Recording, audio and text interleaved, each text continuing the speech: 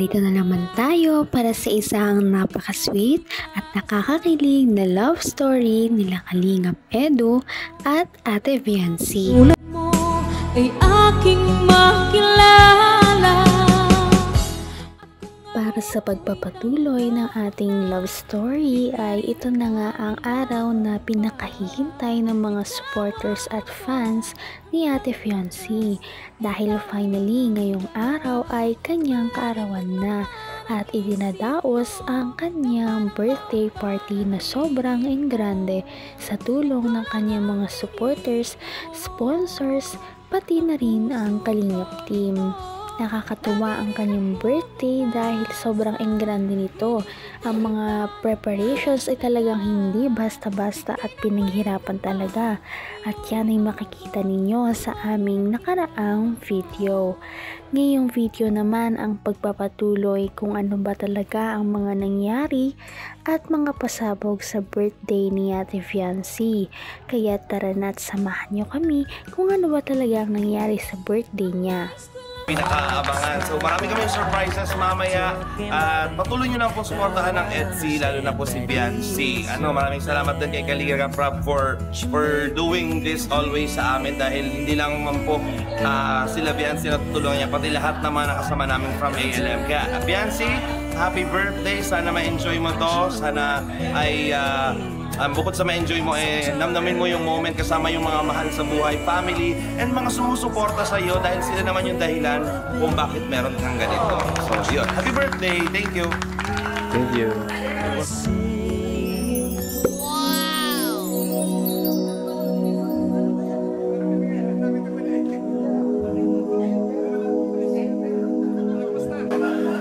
Inong July, shout out! Ay, grabe, nakarating po kayo. Buti naman. Makita natin yung birthday ni Viancy. Number 1. Kamay na kita mahal. Napakaraming tao talaga ang humahanga sa ugali ni Ate Viancy at kung paano ba niya ipakita ang kanyang tunay na ugali sa harap ng kamera. Kaya naman dahil doon ay marami ang nagkaroon ng interest na manood sa kanya. Nakasama siya sa mga vlogs ng Kalingap team at doon na nga dumami ang kanyang mga sponsors at supporters. Kaya hanggang ngayon ay marami pa rin ang talagang sumusuporta sa kanya at ngayong birthday nga niya, nakita natin kung gaano ba talaga karami ang nagmamahal sa kanya. Nakakatuwa dahil puno ang kanyang venue ng kanyang mga taong minamahal at mga taong nagmamahal din kay Ate Viancy. Kaya panigurado ay mag-e-enjoy talaga siya sa kanyang birthday party at hindi niya talaga ito malilimutan. Sabi ni Kuya Val, concept mo si Viancy, dapat sa birthday andito ka. Kaya pala andito ka. Marami tayo. Ba't mo parang inanap mo? Oo nga, asan yung iba? Dr. Love, shout out! Yeah, shout out! Ano yung masasabi mo ngayon sa okasyon ngayon bilang scouter ni Viancy? At birthday niya ngayon. Ba't nalulungkot ka? Saya ako para sa kanya. Grabe. Ito yung fruit ng aming sacrifice na pinaghirapan ko siyang scout. Grabe naman yan. Ngayon mayaman siya. Ay, grabe naman, naiiyak. Ay, hello po. Ay po, ako po si Kuya Rab. Kumusta ka? Okay naman po. Ako'y nag-stay sa tayo rin mo kayo. Huwag naman pa ako. Oo nga po eh. Mahal po nating lahat si Viancy. Hindi ko naman akalain na hindi ko rin inaasahan.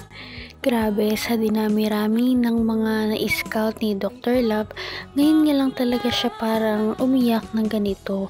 Nakakatawa dahil yung mga simpleng pag-discover niya kay Ate Viancy ay nagbukas ng maraming pinto para sa ikauunlad at ikagiginhawa ng buhay ni Ate Viancy. Kaya naman siguro ay natouch talaga si Dr. Love sa mga nangyari sa buhay ni Ate Viancy at naisip niya rin naman na deserve din talaga ng batang iyon ng mga ganitong bagay. At sinong mag-aakala na ang dating labandera lamang na kumakayod para sa kanyang pamilya para magkaroon nito ng magandang buhay at medyo maginhawa. Ngayon ay finally magse-celebrate na ng engranding birthday na ngayon niya lamang mararanasan at ng kanyang buong pamilya. Sa sobrang pakiusap ko sa'yo, na-vlog mo rin siya sa wakas. Yun. At simula doon, nagbago lahat ang buhay niya. Yun naman. Doon. Ngayon, nabigyan siya ng magandang birthday, nakapag-aral siya ng maayos, nagkaroon siya ng mga service, at may mga magagandang opportunities pa na nag-aantay para sa kanya. So, thank you so much dun sa mga sponsors din na patuloy na tumutulong kay Beyonce. Doon kaya ako naiyak.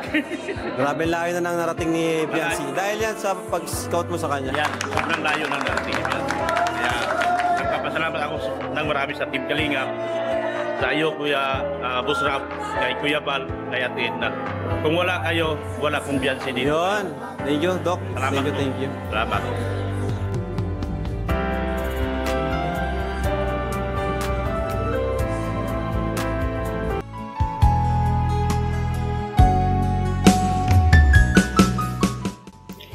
Grabe, sa sobrang ganda talaga ng ugali ni Ate Beyonce na sobrang mabait, mapagmahal, matulungin sa kapwa, ay dumami talaga ang kanyang mga sponsors at supporters. Kaya sobrang nakaka-proud lang din sa part ni Dr. Love na ganun lang nangyari sa kanyang buhay at parang ginawa talaga siyang instrumento ng Diyos para naman matulungan si Ate Beyonce at ang kanyang pamilya. Kaya naman nakakatuwa dahil kung hindi dahil kay Dr. Love ay walang mga ganitong nangyayari sa buhay ni Ate Beyonce at ng kanyang pamilya. Siyempre, ito na rin naman ay dahil sa lahat ng mga tumutulong kay Ate Beyonce. Kada vlog, may cameraman o wala, kasama na rin dito ang Kalingap team.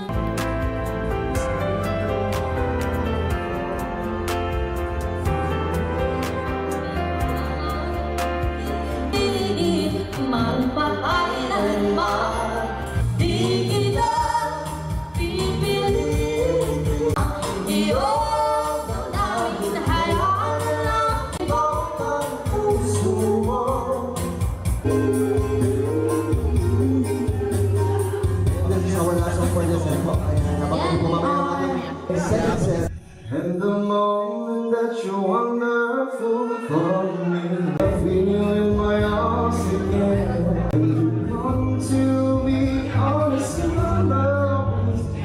How deep is your love? So love, how deep is your love? I really mean to hurt. You know I love fools. Yaman ko kayo. Hindi ka rin nag-alilangan pa. Ikaw at ako'y Sobrang engrande ng birthday ni Ate Beyonce.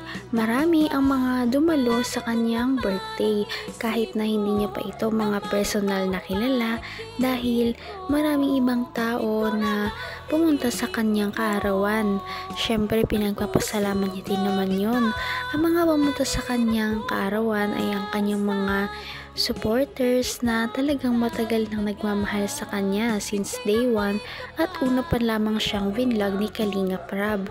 Maraming pumunta sa kanya na mga reactors ng EDC Love Team, iba pang mga sponsors na galing sa iba't ibang parte ng bansa at hindi talaga pinalagpas ang birthday ni Ate Beyonce at sila talaga ay dumalo.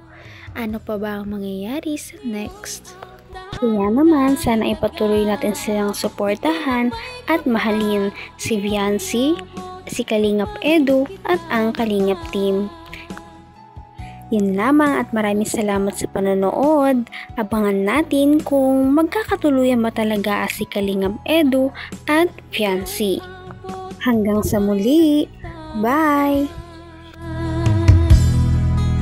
ngayon'y abot kamay na kita. Mahal